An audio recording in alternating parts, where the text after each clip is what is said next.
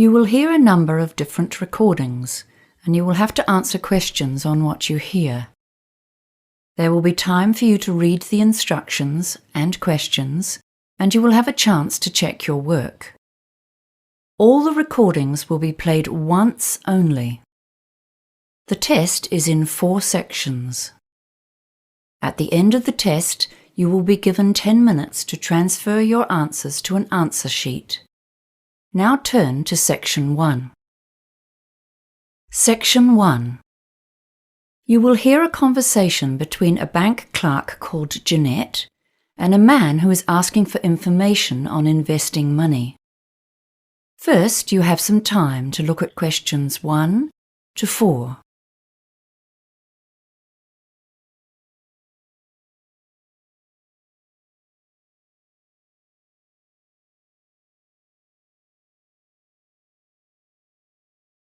Now we shall begin. You should answer the questions as you listen, because you will not hear the recording a second time. Listen carefully and answer questions 1 to 4. This is Citibank. You're speaking with Jeanette. How may I help you today? Hi. I'd like to ask a few questions about a term deposit. Certainly. Do you currently have any investments with us? Yes, I do, but my term deposit is due to mature soon, and I've come to find out my options for renewing and extending it. I'm considering a range of different investments, to be honest, but I wanted to begin with the simplest option. Okay, sir. Well, before we begin, I just need to verify your ID. Can I have your name, please? David Marshall. That's M for mother. ARSHALL. Thank you, David. Now, I just need to ask you a couple of security questions. What's your mobile phone number? 023-561055. And your date of birth, please? 18th of February, 1968. Right. So I've got your account information in front of me. You've currently got $18,000 on a term of 180 days. That's at a rate of 3.45% per year or per annum. Okay, so what are my options? Can we start by looking at 1 and 2 year terms? We can do that. Let's see. Right. If we put it on a 1-year term, we can offer you a yearly return of 3.65%. And for 2 years, it's 3.7%. Oh no, hang on. Sorry, we have a special deal on that term right now at 3.85%. Okay. So what does that mean in dollars? Just one moment and I'll bring it up. Okay, so the total interest earned would be $657 for 1 year, and I'm just bringing up the 2-year figure for you. A 2-year term at 3.85% interest, that's a total of $1,412 interest on maturity. Right. That's about a $700 difference. Yes, a bit more actually. Okay. Oh, a friend of mine told me he gets his term deposit interest paid into his account every month. Do you have a monthly interest option? Yes, actually. We do offer that on term deposits, but only on investments of $20,000 or more. Before you hear the rest of the conversation, you have some time to look at questions 5 to 10.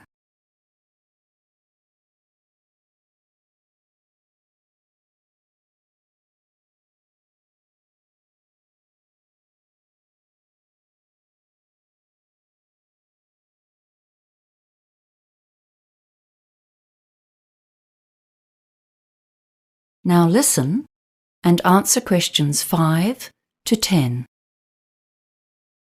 Can I ask if you've considered a PIE as an alternative investment option? A pie? Yes, it stands for Personal Investment Entity. It's an investment trust. Your earnings tend to be higher than they are for a term deposit because 28% is the maximum tax on those earnings. Okay, that sounds interesting. I've heard of those, but I've never really understood them. I thought they were called pies. They always sounded like something you eat. But I'd sure like to get a bigger slice of my investment pie. Well, with a PIE, your investment return changes depending on how much tax you normally pay. Oh, I see. According to my income bracket. Yes, that's right. For example, on a 2-year plan, if you're earning in the range between $48,001 to $70,000 at 30% tax, there's a 3.75% effective rate on PIE earnings. Okay. I'm actually on a 33% tax rate. Well, that's an even better return. If you're earning between $70,001 and $120,000, the effective interest rate is higher too. So let's have a look for a 2-year investment. The rate actually goes up to 3.92%. Wow. Okay. So a PIE may be the better option. Better than a term deposit, I mean. And can I do that with an $18,000 investment? Yes, the minimum deposit for a PIE investment is $10,000. Okay. And are there any hidden charges? No fees at all for investing in a PIE. Well, that's good news. Oh, wait a minute. What about interest payment options? Is it the same as the term deposits? You have to have a minimum deposit to be eligible for monthly payments? Let me check the options here. Well, you'll be pleased to hear that there's actually more flexibility with PIEs than with term deposits. You can opt to have your interest paid every month, quarterly, 6-monthly, or yearly. Okay. Well, that's given me something to think about. Would you like to apply today? No. I'll have to think about it, thanks. Certainly. If you do decide to go ahead with it, applications are processed in 2 days, as long as you have a bank account with us, which you do. You can apply on our website, by phone, or pop into one of our branches. Great. Thanks for your help. That is the end of Section 2. You will hear a woman introducing the Lunar Realm Amusement Park. First, you have some time to look at questions 11 to 15.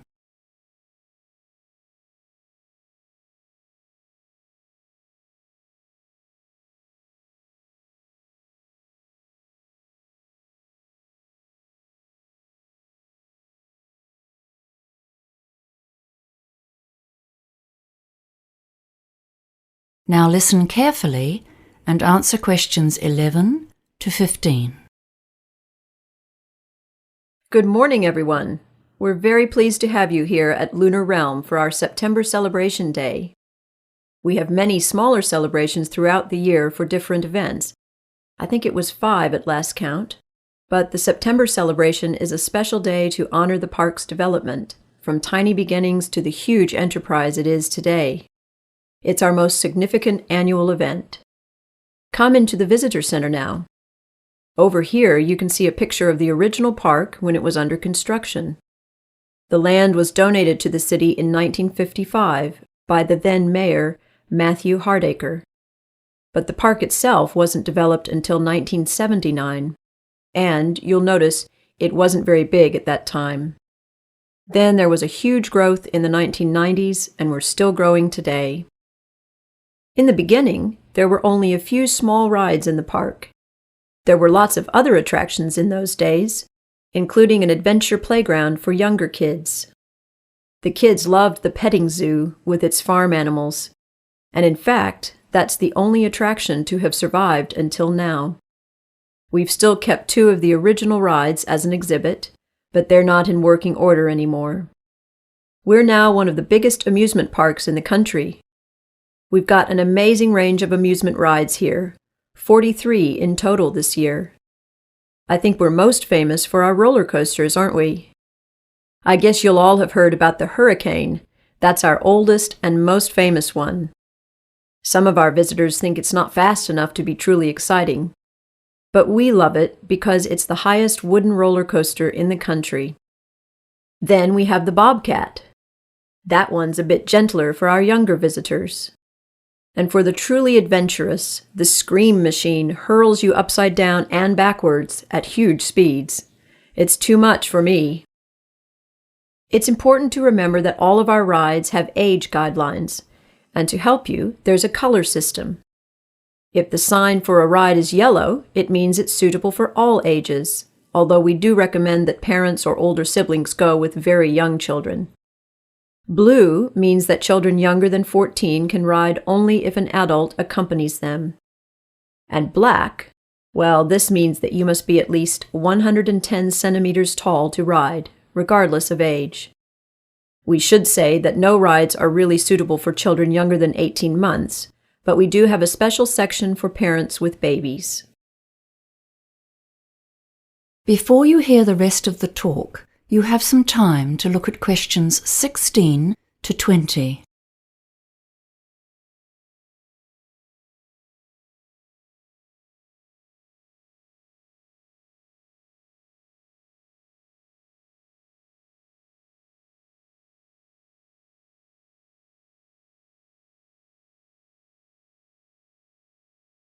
Now listen and answer questions 16 to 20.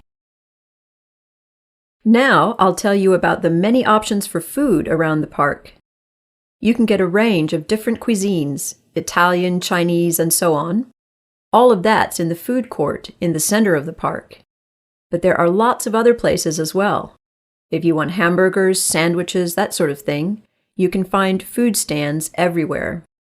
We pride ourselves on the quality of our food, and all of our vendors use fresh, healthy ingredients from local farms. Don't forget the special events we've planned for the anniversary celebration. There are 2 main events today, and they're both free. The first is the afternoon parade. It kicks off at noon, so arrive a bit early if you want a good view. The best place to see it is along the main street. It's all organized by final year school students. You'll see some gymnastics and acrobatics, hear music from a marching band, and see some fantastic floats. The parade has become one of our feature events of the year. The second big event today is an evening concert, which takes place at our main amphitheater. The concert features singing and dancing, costumes and lights, and there's a different theme each year. This year, the theme is Hollywood, and it's all about classic style and old films. The concert starts at 7 p.m., but try to arrive by 6:45. Now, I know you're all eager to get out there and have fun, but before you go, I'm just going to tell you some information about safety and security. If anyone needs medical attention, we have help available. You can see on this map that next to the visitor center, which is where we are now, of course. Can you see this red dot? Yes, so that is one of our 10 first aid centers. If you get hurt, all you need to do is ask a member of staff to direct you towards the nearest one. And kids, remember, if something happens, you get lost, and you can't find your parents, please tell someone who works at the park. Just look for someone dressed in the Lunar Realm colors, and they will assist you.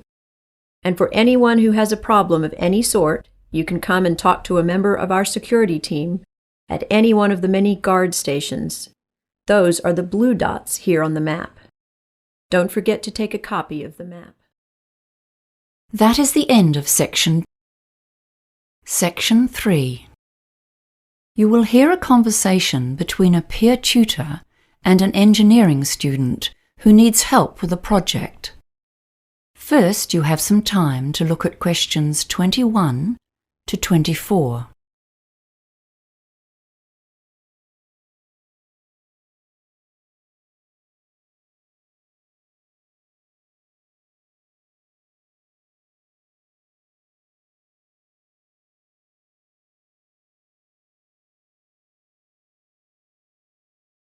Now listen carefully and answer questions 21 to 24. Hi, John. Thanks for seeing me today. I'm really struggling with my project. I have to come up with a design for a water treatment system, and I'm really not sure what I'm expected to do. Well, as peer tutors, we've been taught to follow a process in these tutorials, okay? The first step is to look closely at the task instructions. That sounds good. I'm also... well, we've been told to do some research, but I don't know where to start. It's always hard to start with. We've got about 45 minutes today. That should give us some time to go over it. Have you done much research before? No. This is my first project like this, and I'm really stressing out about it. I went to a seminar about research at the start of the year, but I've forgotten most of it. Well, that's fine, because the next step in our tutorial will be to consider some common research strategies that you can use to get started. With engineering, a lot of the projects you do are practical, so you can think about how you can access other people's write-ups of similar projects. Yes, that sounds useful. How do I find those? Well, there's always the online databases, but you need to know what search terms to use. So, can you think of any useful terms? Cameroon, I guess? And maybe grey water? Yes, good. But those might not give you many hits. What about the type of research? I've always found it helpful to search for case studies, you know? There's probably a whole lot of those on systems set up for other villages in developing countries that you could look at. I've got a couple here actually. They're on different topics, but we can look at the structure and develop some useful ways to focus your research. Is there anything else you'd like to look at today? I can't think of anything right now. That all sounds good. Great. Then the next step is to come up with an action plan. How long have you got? To finish the project? 4 weeks, I think. It's due on the 6th. Before you hear the rest of the conversation, you have some time to look at questions 25 to 30.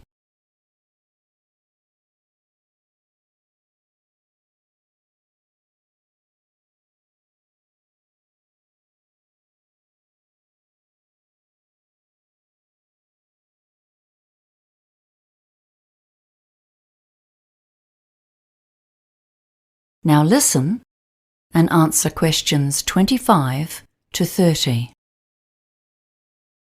Right. Let's start with the project requirements then. You've got them there? Great. Let's see. Tell me what you understand about the task. So we need to create a system for grey water treatment so that we can minimise the strain on the overloaded water supply in a village in Cameroon. That's right. But I don't get the details about the type of system and what it needs to be used for. Okay. We'll come back to the type of system in a minute. It says here grey water. Have you learnt about grey water? No, I missed the lecture. Okay.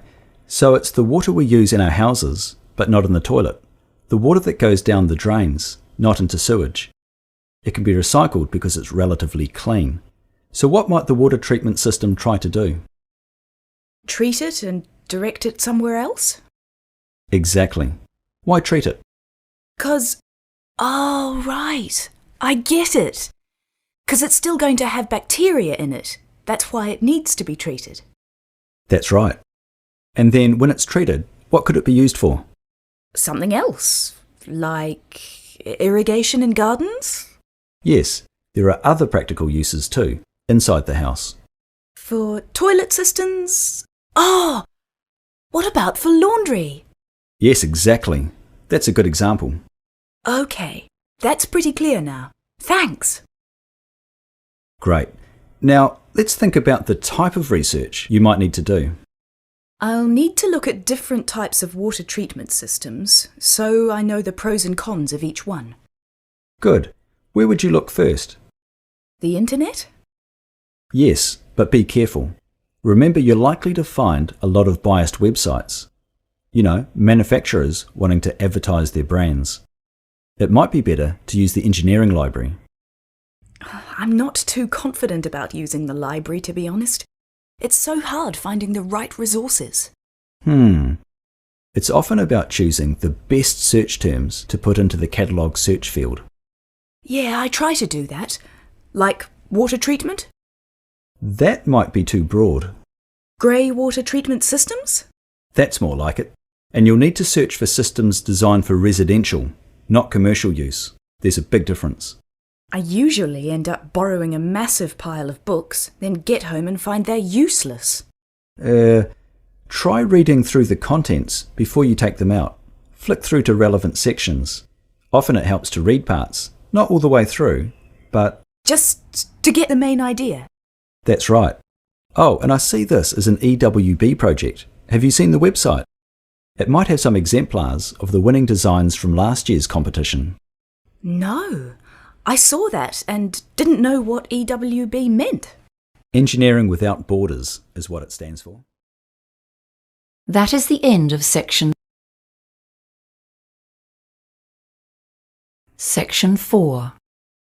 You will hear a talk on the topic of the caveman diet. First, you have some time to look at questions 31 to 40.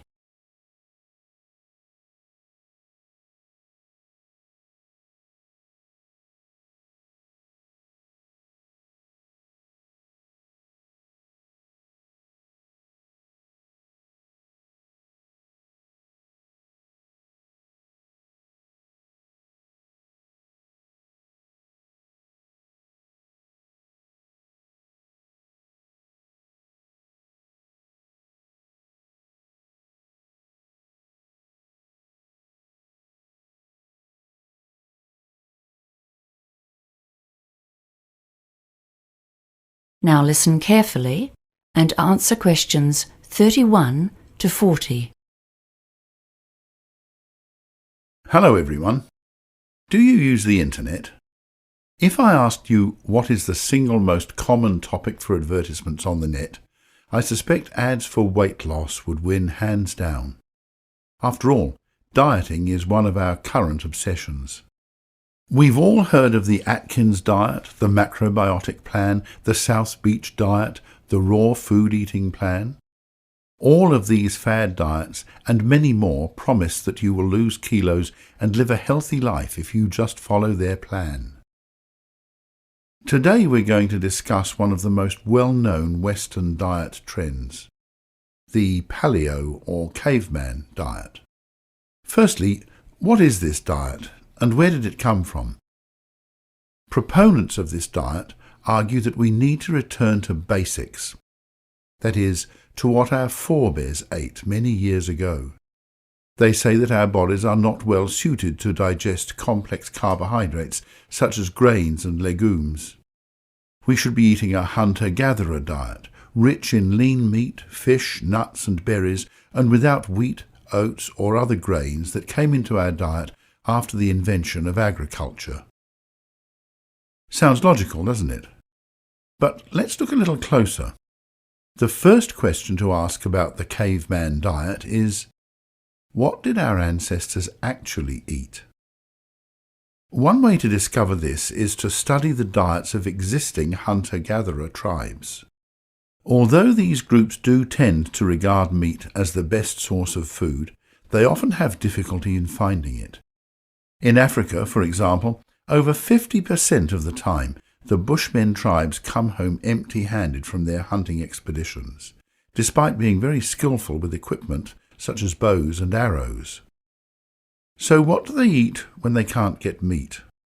Well, the wives come to the fore then, foraging for and cooking local plants. Most of the groups eat a lot of plants.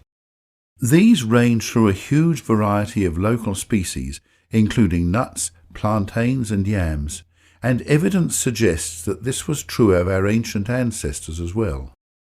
Researchers suggest that these people would eat more meat if they could get it, but in fact only approximately a third of their calories comes from this protein and fat-rich source. Research shows that when these groups first come into contact with a Western diet, their health suffers. Once they're exposed to our diet of refined carbohydrates and sugars, they quickly develop our lifestyle-related diseases. However, that does not mean that the human digestive system is suited to digesting only a few sources of food, nor that it cannot change to accommodate different food sources.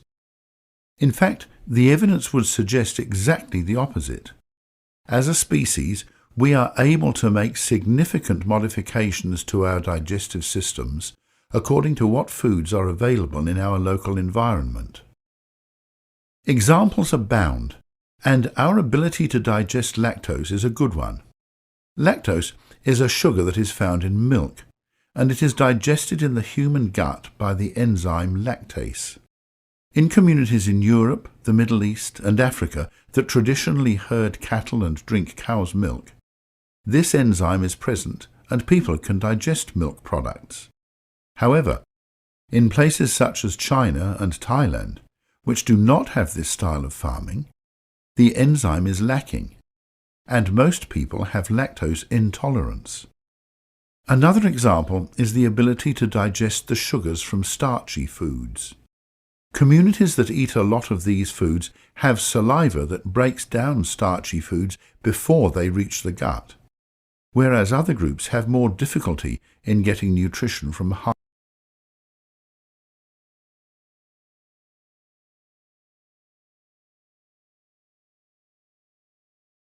sources. In fact, if you look at indigenous cultures around the world, there is a huge variety of successful diets. The Inuit get nearly all of their energy from high-fat sources, such as seal meat. The Jains in India have religious beliefs which prohibit eating any living thing, including eggs, but which do, however, allow for the consumption of milk products. Other groups eat mostly fish or have an insect-based diet, depending on locally available sources of protein. So the idea that our caveman ancestors ate one homogeneous diet and that if we follow this we can all be healthy would seem to be an oversimplification. Diets are the result of complex cultural dietary practices. People can and will eat just about anything. So, if we can eat a variety of diets, is there anything actually wrong with following the caveman diet? Well, firstly, on a practical level, it's an expensive way to get your daily calories. Few of us can afford to satisfy all of our energy requirements on a diet which depends on lean wild meat and nut oils. A few carbohydrates provide a cheap, filling, and substantial energy boost for most of us. Secondly, a diet which includes a large proportion of red meat may not be good for our long-term health if our bodies are adapted to a sedentary lifestyle and a plant-based diet. We simply get less exercise than our ancestors did, and so we are more prone to some illnesses than they were. Finally, if we all start to eat a wild meat-based diet, this will have negative implications for the environment, because it's not a sustainable way to feed a lot of people. That is the end of section 4.